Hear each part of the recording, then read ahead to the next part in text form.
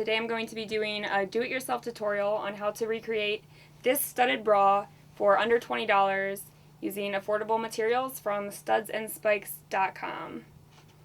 So obviously this is a little bit more edgy and kind of bold, daring or whatever, but if you pair it with the right thing, I think you could wear it out, or you could layer it to create a less sexy kind of look or whatever.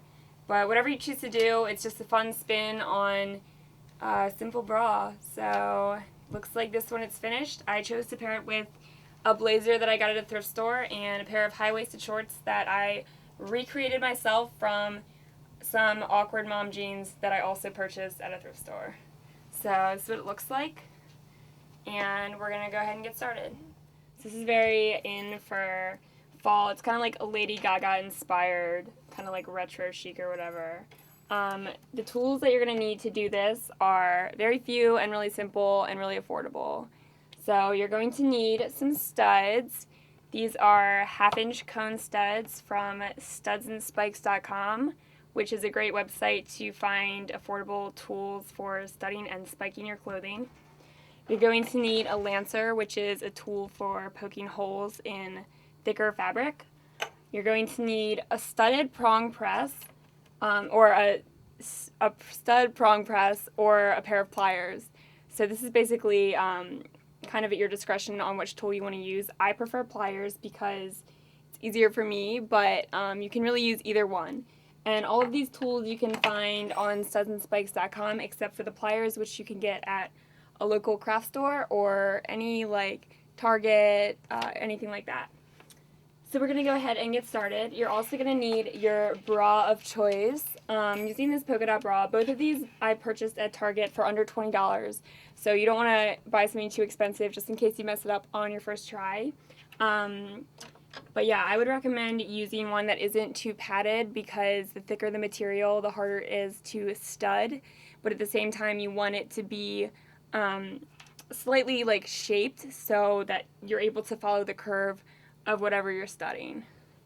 So we're going to go ahead and get started. So the first thing I do is I take a stud, and this is a 1/2-inch black cone stud from studsandspikes.com. You can use whatever color you like, and as you can see, they come in a variety of colors. So the first thing I do is I bend the prongs in a little bit with my pliers, just because I feel like it's easier to work with in that aspect. The second thing I'm going to do is I'm going to kind of map out where I want to stud the surface of whatever material I'm studying, in this case my bra. And the first thing I do is I kind of like poke it down into the fabric, and you can see it kind of like leaves a little bit of an indent of where the prongs were. So if I want it to be right here, I just kind of push it in a little bit until it leaves an indent, and then I'm going to quickly take my lancer while there's still kind of indents in the fabric, and I'm going to punch holes where those indents are. And then I'm going to take my stud and I'm going to push it through the holes in the fabric like that. And then I'm going to flip it around, and using my pliers I'm going to bend the prongs in. And you want to make sure that they're bent in really far so they don't come out. And of course, like if you wash this or something, you want to wash it like on a gentle cycle to prevent them from coming loose. So there's your first stud, and I will demonstrate like a couple more times so you guys get a general idea of what I'm doing. So I'm going to take my stud and I'm going to bend the prongs in just a little bit with my pliers.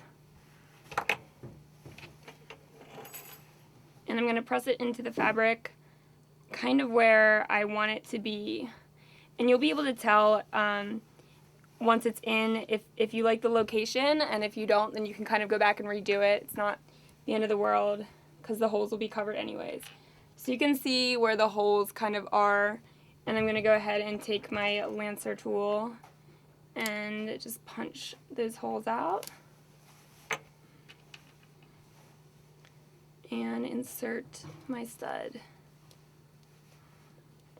And I'm going to flip it around, and I'm going to use my pliers to secure the prongs. And I'm just really pulling a little bit up while holding the back of it, or the front rather, and just pulling in.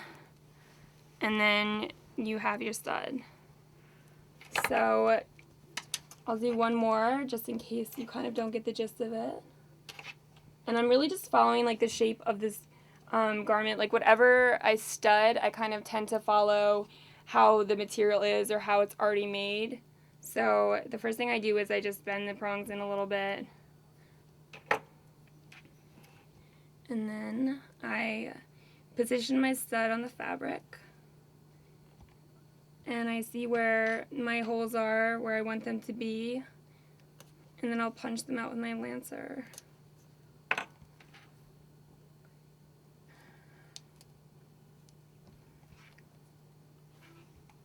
And then I'll secure the back with my pliers.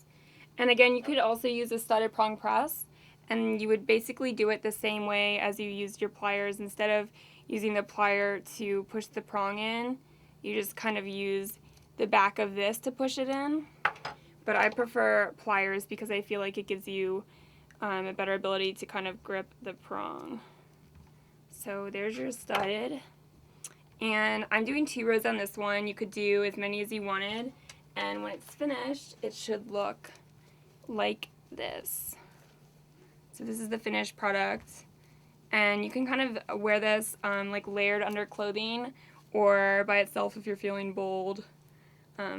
Or by itself, rather, if you're feeling bold. I wore mine to a New York Fashion Week under a blazer. So it really depends, but I think this is kind of a cool, just like punk, retro, chic kind of trend for fall, whatever. You can layer it and just kind of be creative with it. So I hope you guys enjoyed this tutorial, and I will talk to you guys soon.